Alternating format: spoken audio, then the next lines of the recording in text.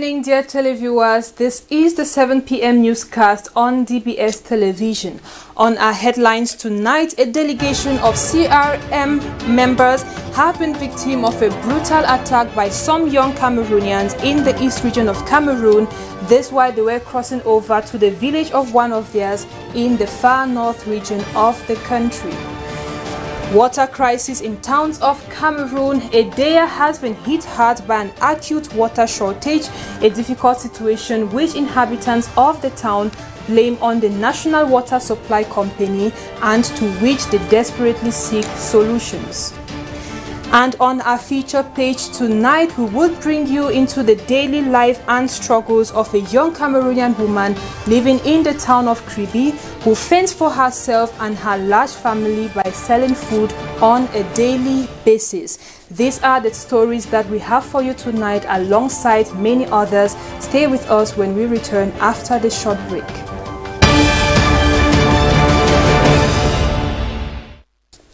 Good evening once again, and thank you for staying with us for this Friday edition of the news on DBS television with me, Cynthia Nguemo.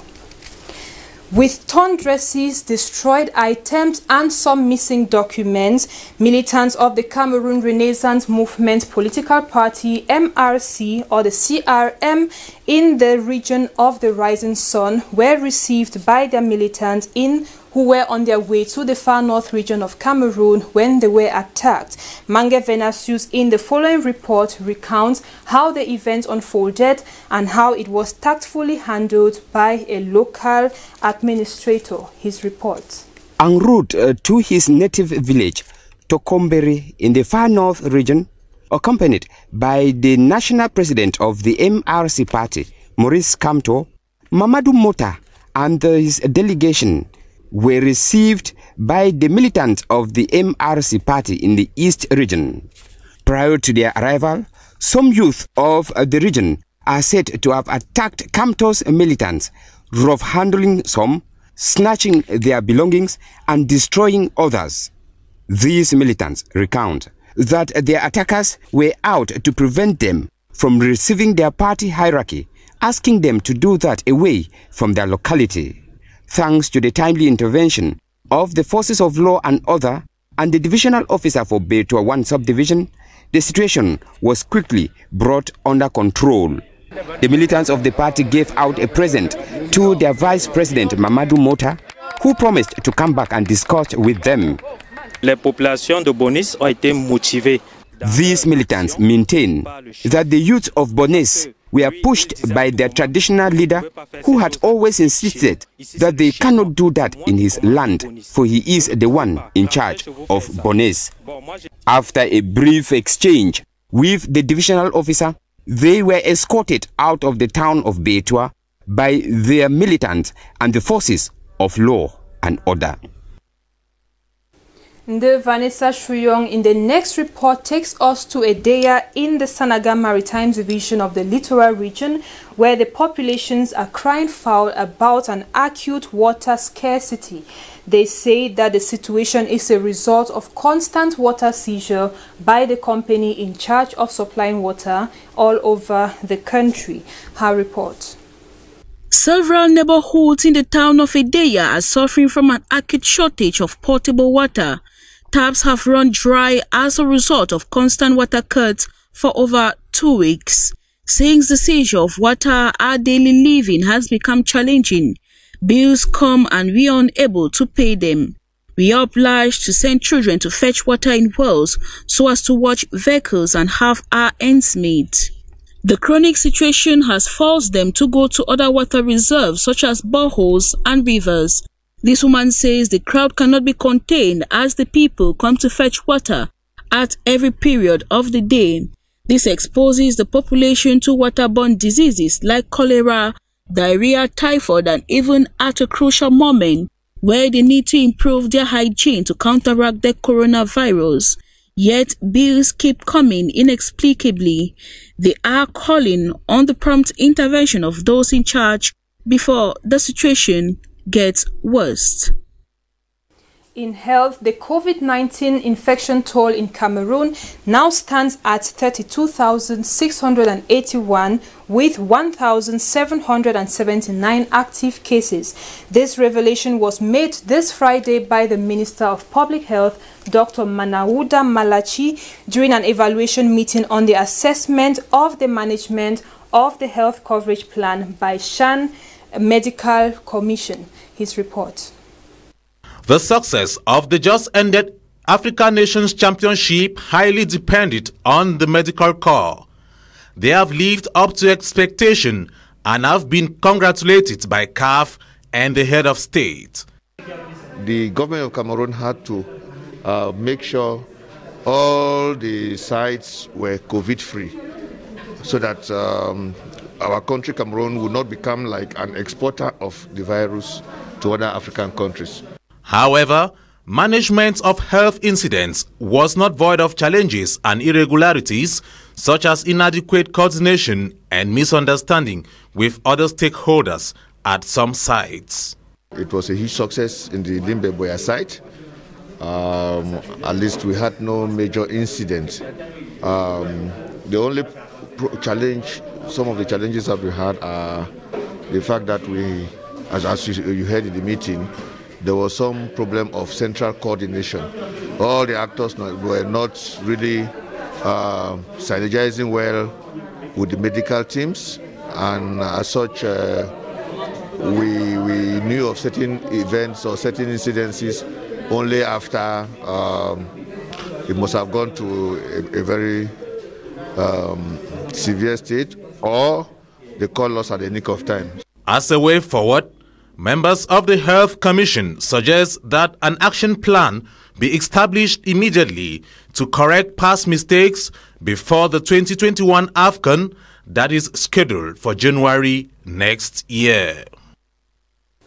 Now let's open our feature story page with the town of Kribi to discover the activities of a 27-year-old woman who sells food in order to fend for herself and her large family, most of whom are internally displaced people from the northwest region of Cameroon as a result of the ongoing socio-political crisis. We shall get this in a magazine report compiled for us by Nde Vanessa Shuyo. Meet Priska, a 27-year-old girl who migrated to Kribi in the Ocean Division 6 years ago. While there, she worked in a restaurant. The situation turned unfavorable for her as her income could no longer sustain the crowd who left the northwest region in pursuit of safety and shelter in her house.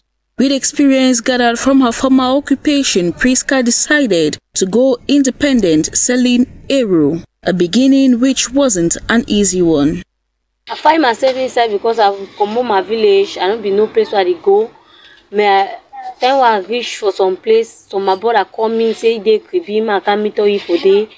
Then when I reach Kribi, I know sitting for do. I begin some I meet some small friend. He might be the cook job. One morning time, I woke up. I say, I go help them. As I reach for there, I look which way my me they do. The thing interests me. I come back for us. I tell my brother, I say, it is so. I like for. I say, I look and I say, me, I want the cook job. They say. To cope with the pressure and the load work, Priska shops on the eve of the day she is supposed to cook. Cook tomorrow. I know so I get to prepare myself today. I'll go market. I go make my market. I can arrange and keep them. Put her inside my fridge. For morning time, I just move and stand up. I just take anything I don't arrange and put her inside pot. Anything I don't prepare and say today, I didn't want to put her pot. I don't already prepare. I prepare the thing today before breaking tomorrow. From 11 a.m. to 12, Priska, commonly called Mami Eru, is set for the market. She uses her whistle to attract customers. Living in Petit Paris, Kribi, Priska succeeds to get to the market on time with the assistance from her younger ones and daughter. I help her to cook, I help her to wash plates, I help her to slice meat, I help her to wash the house. Selling almost 80 plates a day, she uses the money to sponsor her siblings to school. I dey succeed for get chop for pikin dem for house. I dey succeed for pay their school fees. I dey succeed for clothe them. Anything where they ask am for me, I dey succeed for give them. So now the only thing that way I dey thank God where He dey do am. For the He dey support me for the way to I dey do am, because He dey make sure say anything where before pikin wan tell me say mom I no get the thing. A strong and hustling woman who single-handedly cares for 8 children. Though Mami Ero cooks well, as testified by some of her clients, she faces many other challenges. There's sometimes I dey work over and nowhere. It be sometimes I dey go marketing no day. It be sometimes when even I meet all the marketing, I come back, I can't cook, I come on market no day. It be sometimes if some customer they chop, they cost me on top. I don't get no choice. The only thing I say, I just take us a pack of thank you. Even as I eat on chop, he cost me on top. No problem, he don't chop. Me, he get the power tomorrow. Sometimes when I go one person hungry, you do he go remember see, we don't chop on no I pay. He chop he go call me, I go see go. I see give the chop. Sometimes he go remember say, you go give me the money to say cut the one way I be the one before. Her greatest wish is to see her cooking business expand. My greatest dream na say if something there where person feel help me, if you just help me for open me some restaurant where he will where my people my part of my customer they will know. He says he will connect some people they know the place so that man is say what feel say fine. Despite the hard work and setbacks, Priska as a youth creates time to relax and enjoy with friends on certain occasions. An exemplary attitude for every young Cameroonian, of course. Now we take you to Soa in the central region of Cameroon to discover an in-water restaurant that has been attracting many visitors and customers. Ate Bonaventure in this feature story says that people who visit this site are often marveled by its natural endowments. Let's get his report. Savoring the beauty of nature with feet in water. Who would resist such a temptation? Codenamed Pied d'Anglo, this leisure arena is one of the most visited touristic attractions in Soa subdivision in the central region. It is situated at Fengoudron, not far from the Yaoundé 2 University. Having my feet in water is refreshing, and I also enjoy seeing the fishes around. Apart from enjoying the riverside with feet in water, visitors can also enjoy the culinary savoir-faire of the locality. While still alive, locally bred fish of different species are harvested and served to users either roasted or in form of broth. Locally made liquor produced here raises the curiosity of many. What brings us here is the beauty of nature. This is a locally made whiskey with fermented palm wine.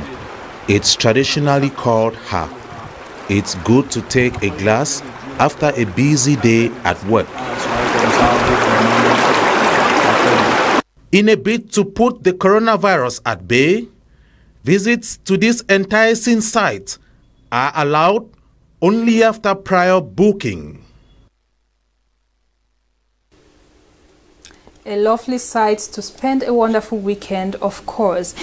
A non-governmental organization working on the promotion of traditional herbs in Cameroon have carried out a campaign to distribute traditional medicines to populations in the city of Douala. Mange Venasius covered the distribution campaign and he prepared the following report for the news. Let's have it.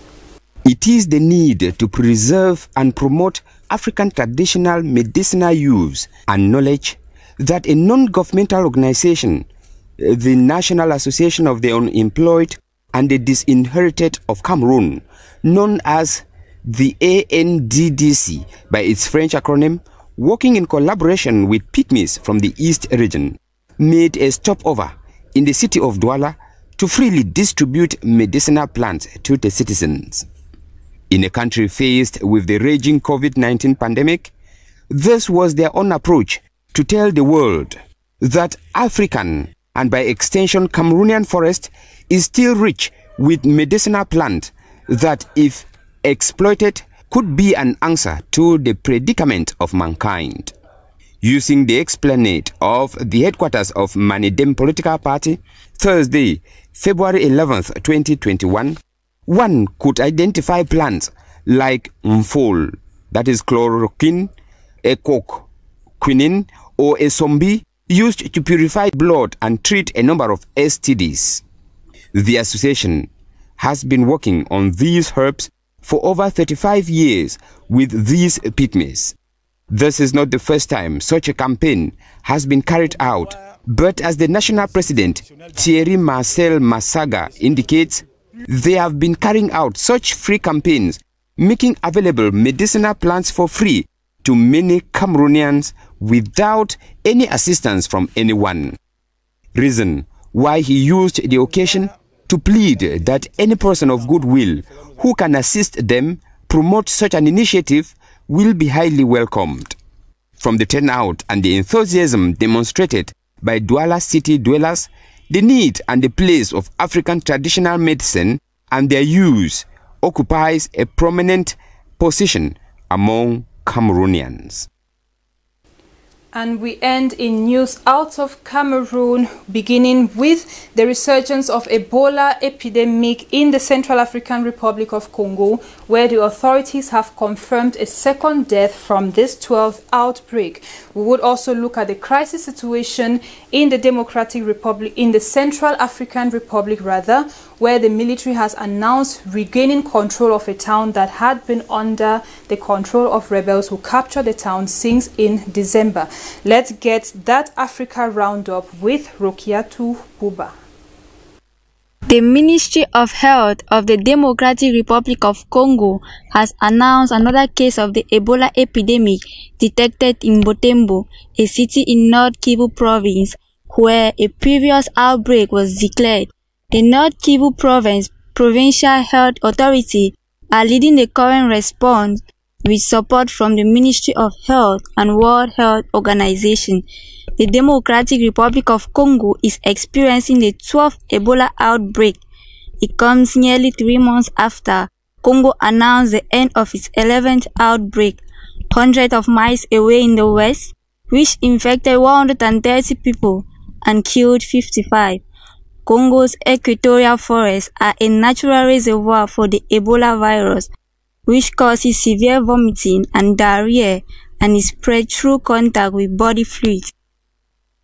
The Central African Republic's government says its army, along with Russian and Rwanda allies, have recaptured the western border town of Beloko from rebels.